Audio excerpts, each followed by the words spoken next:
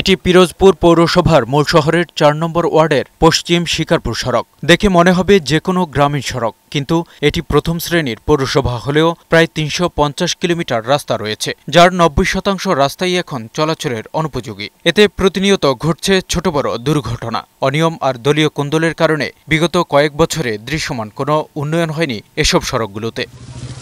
বর্ষা মৌসুমে আরও ভয়াবহ আকার ধারণ করে এসব সড়কগুলোতে। মাঝে মধ্যে নামমাত্র কিছু সড়ক মেরামত করা হলেও তা নিম্নমানের হওয়ায় কয়েক মাসের মধ্যেই তা আগের অবস্থায় ফিরে আসে। ফলে সীমাহীন দুর্ভোগ আর ভোগান্তি পোহাতে হচ্ছে লক্ষাধিক পৌরবাসীর। এখানে প্রতিদিন দুর্ঘটনা, প্রতিদিন গাড়ি অ্যাক্সিডেন্ট, প্রতিদিন মানুষের ভোগান্তি এখানে নিত্যদিনের সঙ্গী। আমরা এই অবস্থায় বেঁচে আছি। এখানে মাছের চাষ করা যায়, ধানের চাষ করা যায়, এরকম অবস্থায় মনে হয় যেন আমরা গ্রামে বাস করতেছি। আসলে আমরা শহরের ভিতর থেকেও গ্রামের মজা পাইতেছি।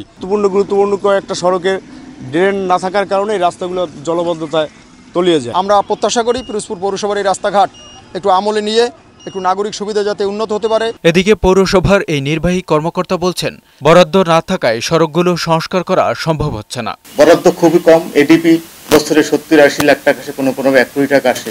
এই সর্বপ্রথম ২-১টা রাস্তা মেনটেন্যান্স করা যায় না। আশা রাখি যদি সরকার বরাদ্দ বাড়াই দেয় আমাদেরকে, বা যদি এলজিডি কোনো প্রজেক্ট বা যদি পৌরসভা যদি স্পেশাল কোনো প্রজেক্ট দেয়, তাহলে আমরা এটা সমস্যার সমাধান করতে পারবো। পৌরসভায় এসব রাস্তাগুলো দ্রুত সংস্কার করার দাবি জানিয়েছেন এলাকাবাসী।